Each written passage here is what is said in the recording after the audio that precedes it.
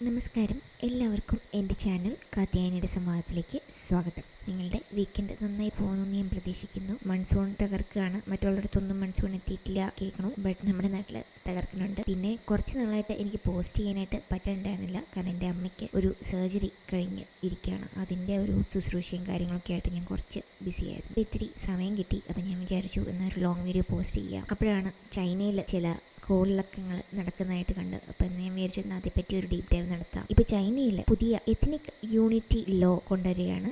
അപ്പോൾ അത് ദേശീയ ഐക്യത്തിന് വേണ്ടിയിട്ടാണോ അല്ലെങ്കിൽ സാംസ്കാരികമായിട്ടുള്ള നാശത്തിലേക്ക് ഉള്ള ഒരു ചുവടുവയ്പ്പാണോ? അതാണ് ഞാൻ ഈ ഒരു വീഡിയോയിൽ സംസാരിക്കാൻ പോകുന്നത്. ഈ വർഷം ജൂലൈ 1 മുതൽ ചൈനയിൽ പ്രാബല്യത്തിൽ വന്ന എത്നിക് യൂണിറ്റി ലോ, അതായത് വംശീയ ഐക്യ നിയമം, ലോകമെമ്പാടും തന്നെ വലിയ ചർച്ചകൾക്ക് വഴിവെച്ചിരിക്കുകയാണ്. ചൈനയുടെ വാദം എന്ന് പറയുന്നത് രാജ്യത്തിൻ്റെ ഐക്യം കൂടുതൽ ശക്തിപ്പെടുത്തുക, വംശീയ സംഘർഷങ്ങൾ തടയുക, എല്ലാ ജനവിഭാഗങ്ങളെയും ഒരു ദേശീയ തിരിച്ചറിയലിന് കീഴിൽ ഒന്നിപ്പിക്കുക. ഈ ഒരു ലൈൻ ആണ് ചൈന ഒഫീഷ്യലി മുമ്പോട്ട് വയ്ക്കുന്നത്. എന്നാൽ മനുഷ്യാവകാശ സംഘടനകളും ചൈനയുടെ ഹിസ്റ്ററിയും, അതായത് ചൈന മൈനോറിറ്റീസിനെ എങ്ങനെ ട്രീറ്റ് ചെയ്യുന്നു എന്നുള്ളതിൻ്റെ ഹിസ്റ്ററിയും, അതുപോലെ ടിബറ്റൻ ഉയ്ഗുർ മുസ്ലിംസ് പ്രവാസി സമൂഹങ്ങളും നിരവധി അന്താരാഷ്ട്ര വിദഗ്ധരും പറയുന്നത് മറ്റൊന്നാണ്. അവരുടെ വിലയിരുത്തലിൽ ഇത് വെറും ഐക്യ നിയമം അല്ല, മറിച്ച് ചൈനയിലെ ന്യൂനപക്ഷ സമൂഹങ്ങളുടെ ഭാഷ, സംസ്കാരം, മതം, ചരിത്രപരമായ വ്യക്തിത്വം എന്നിവയെ നിയന്ത്രിക്കുന്നതിന് അല്ലെങ്കിൽ അത് ഇല്ലാതാക്കുന്നതിന് ഉള്ള ഒരു നിയമപരമായ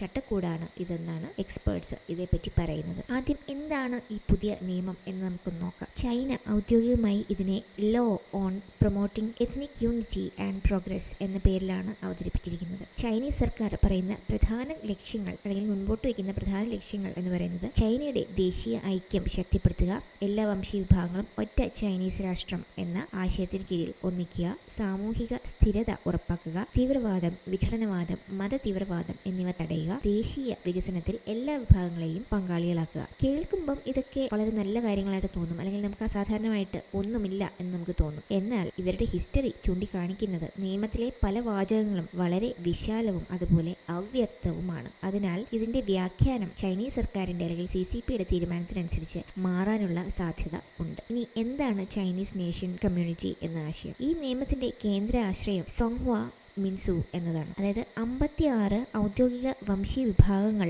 ഉണ്ടെങ്കിലും അവയെല്ലാം ആദ്യം ചൈനീസ് രാഷ്ട്രത്തിന്റെ അംഗങ്ങൾ എന്ന തിരിച്ചറിയലാണ് സ്വീകരിക്കേണ്ടത്. വിമർശകർ ചോദിക്കുന്ന ചോദ്യം എന്താണെന്ന് വെച്ച് കഴിഞ്ഞാൽ, ഒരു വ്യക്തിയുടെ ആദ്യ തിരിച്ചറിയൽ ടിബറ്റൻ അല്ലെങ്കിൽ ഉയ്ഗുർ അല്ലെങ്കിൽ മംഗോളിയൻ, ഖസാഖ്, ഹൂയി തുടങ്ങിയതാണോ, അല്ലെങ്കിൽ ആദ്യം ചൈനീസ് മാത്രമാകണോ? ഈ ഒരു പോയിന്റിലാണ് വലിയ തർക്കം നടക്കുന്നത്. അതുപോലെ വിദ്യാഭ്യാസ രംഗത്തും വലിയ മാറ്റങ്ങൾ ഇതുണ്ടാക്കാം എന്നാണ് പറയപ്പെടുന്നത്.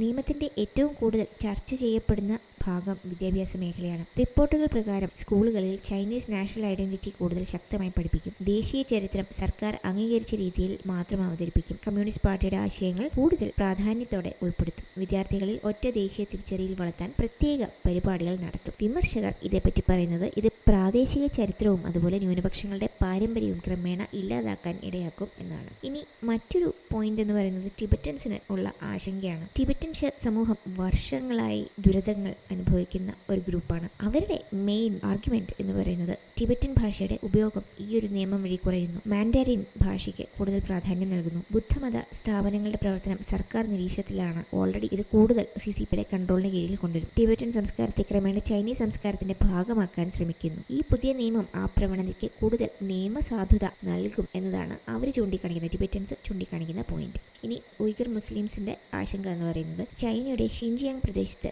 ഉയ്ഗുർ മുസ്ലിം സമൂഹം വർഷങ്ങളായി അന്താരാഷ്ട്ര ശ്രദ്ധയിൽപ്പെട്ട വിഷയമാണ്. മുൻപ് തന്നെ ഉയർന്നിരുന്ന ആരോപണങ്ങൾ എന്ന് പറയുന്നത് പുനർവിദ്യാഭ്യാസ ക്യാമ്പുകൾ, മതപരമായ നിയന്ത്രണങ്ങൾ, മസ്ജിദുകളുടെ പ്രവർത്തനങ്ങൾക്ക് പരിമിതികൾ, ഡിജിറ്റൽ നിരീക്ഷണം, നിർബന്ധിത തൊഴിൽ ആരോപണങ്ങൾ എന്നിവയാണ്. ചൈന ഈ ആരോപണങ്ങളിൽ പലതും നിഷേധിക്കുകയും അവ തീവ്രവാദ വിരുദ്ധ നടപടികളാണെന്ന് പറയുകയും ചെയ്തിട്ടുണ്ട്. പുതിയ നിയമം വരുന്നതോടെ ഉയ്ഗുർ സമൂഹത്തിന്റെ സാംസ്കാരിക സ്വാതന്ത്ര്യത്തിന് മേൽ കൂടുതൽ സമ്മർദ്ദം ഉണ്ടാകും എന്നാണ് മനുഷ്യാവകാശ സംഘടനകളുടെ വിലയിരുത്തൽ. ഇനി വിദേശത്തുള്ള ടിബറ്റൻ അല്ലെങ്കിൽ ഉയ്ഗുർ മുസ്ലിംസിന്റെ സപ്പോർട്ടേഴ്സിനെ ഇത് ബാധിക്കുമോ എന്നാണ് അടുത്ത ചോദ്യം. നിയമത്തിലെ ചില വ്യവസ്ഥകളെക്കുറിച്ച് വിദഗ്ധർ പ്രത്യേക ആശങ്ക പ്രകടിപ്പിക്കുന്നുണ്ട്. വംശീയ ഐക്യത്തെ തകർക്കുന്ന പ്രവർത്തനങ്ങൾ അല്ലെങ്കിൽ വിഘടനവാദം പ്രോത്സാഹിപ്പിക്കുന്നവരെതിരെ നിയമ നടപടി സ്വീകരിക്കാം എന്നാണ് നിയമത്തിൽ പറയുന്നത്. വിമർശകർ പറയുന്നത് ഈ വ്യവസ്ഥകൾ വിദേശത്തുള്ള ടിബറ്റൻ, ഉയ്ഗുർ, മംഗോളിയൻ സംഘടനകളെയും മനുഷ്യാവകാശ പ്രവർത്തകരെയും ലക്ഷ്യമിടാൻ ഉപയോഗിക്കാൻ സാധ്യത ഉണ്ട് എന്നാണ്. അതായത് ചൈനയ്ക്ക് പുറത്തു നിന്ന് പോലും സർക്കാരിനെ വിമർശിക്കുന്ന ലംഘിക്കുന്നവരെ നിയമപരമായി സമ്മർദ്ദത്തിലാക്കാൻ ശ്രമിക്കാം എന്നൊരു ആശങ്കയാണ് ഇവിടെ ഉയരുന്നത്. ഭാഷാ സ്വാതന്ത്ര്യം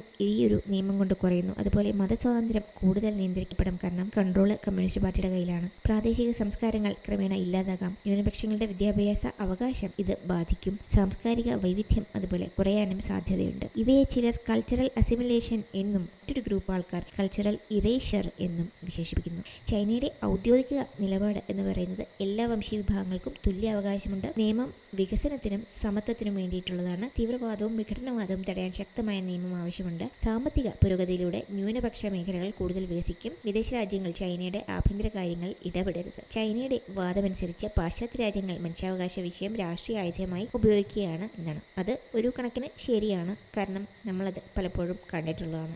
അമേരിക്ക പോലുള്ള രാജ്യങ്ങൾ മറ്റുള്ള രാജ്യങ്ങളിൽ ഡെമോക്രസിയുടെ പേരും പറഞ്ഞ് മനുഷ്യാവകാശ ലംഘനങ്ങൾ നടത്തുന്നത് നമ്മൾ ഇറാഖിലും അതുപോലെ ഇപ്പോൾ ഇറാനിലൊക്കെ കണ്ടതാണ്. സോ ആ പറയുന്നതിനോട് ഞാനും യോജിക്കുന്നുണ്ട്. ചൈനയുടെ പുതിയ എത്നിക് യൂണിറ്റി ലോ സംബന്ധിച്ച് ഇതുവരെ ഇന്ത്യ ഔദ്യോഗികമായി അനുകൂലമായിട്ടോ പ്രതികൂലമായിട്ടോ പ്രസ്താവന നടത്തിയിട്ടില്ല. ഇത് ഞാൻ റെക്കോർഡ് ചെയ്യുന്ന സമയത്തെ കാര്യമാണ്. അത് കഴിഞ്ഞിട്ട് വരുന്നത് ഞാൻ കമൻറ്റിൽ ആഡ് ചെയ്യുന്നതാണ്. ടിബറ്റും ഇന്ത്യയും തമ്മിലുള്ള ബന്ധം, അതാണ് മെയിൻ പോയിന്റ്. 1959 ദലൈലാമ ഇന്ത്യയിൽ അഭയം തേടിയത് മുതൽ ലോകത്തിലെ ഏറ്റവും വലിയ ടിബറ്റൻ പ്രവാസി സമൂഹങ്ങളിലൊന്ന് ഇന്ത്യയിലാണ് താമസിക്കുന്നത്. ധർമ്മശാലയിലെ central Tibetan administration CTA Tibetan സമൂഹത്തിന്റെ രാഷ്ട്രീയ സാംസ്കാരിക കേന്ദ്രമായി പ്രവർത്തിക്കുന്നു. പുതിയ നിയമം ടിബറ്റൻ ഭാഷയും അതുപോലെ മതവും സംസ്കാരവും കൂടുതൽ ദുർബലപ്പെടുത്തുമെന്ന് CTA ശക്തമായി വിശ്വസിക്കുന്നു, അല്ലെങ്കിൽ അവർ അത് ആരോപിക്കുന്നുണ്ട്. നിയമം പ്രാബല്യത്തിന് വന്നതിന് പിന്നാലെ കർണാടകയിൽ താമസിക്കുന്ന ടിബറ്റൻ അഭയാർത്ഥികൾ സമാധാനപരമായ പ്രതിഷേധം സംഘടിപ്പിച്ചു. അവരുടെ ആരോപണം ടിബറ്റൻ ഭാഷ ചൈനയുടെ ഈ പുതിയ നിയമം ഇല്ലാതാക്കുന്നു, ബുദ്ധമത സ്വാതന്ത്ര്യത്തെ നിയന്ത്രിക്കുന്നു, ദേശീയ ഐക്യം എന്ന പേരിൽ ചൈന സാംസ്കാരിക സ്വത്വം ഇല്ലാതാക്കുന്നു എന്നതാണ്. ഇന്ത്യയും ചൈനയും തമ്മിലുള്ള അതിർത്തി തർക്കങ്ങൾ ഇപ്പോഴും നിലനിൽക്കുകയാണ്. അത് LACയിലായാലും അരുണാചൽ പ്രദേശിലായാലും ആ തർക്കങ്ങൾ ഇപ്പോഴും കണ്ടിന്യൂ ചെയ്യാണ്. പിന്നെ ലഡാക്കിലെ സൈനിക സംഘർഷങ്ങൾ നമ്മൾ ഒരു വിധത്തിലാണ് രണ്ടു കൂട്ടരും സംസാരിച്ച് ഒതുക്കി തീർത്തത്. അത് വേറൊരു കാര്യം. വ്യാപാരികം അതുപോലെ സാമ്പത്തിക മത്സരം ചൈനയായിട്ട് നമ്മൾ കോമ്പറ്റ് ചെയ്യുകയാണ്. ചൈനയോട് സ്റ്റാൻഡപ്പ് ചെയ്യുന്ന ഏക രാജ്യം വേണമെങ്കിൽ നമ്മളാണെന്ന് നമുക്ക് പറയാം. കാരണം ഗാൽവാനിലായാലും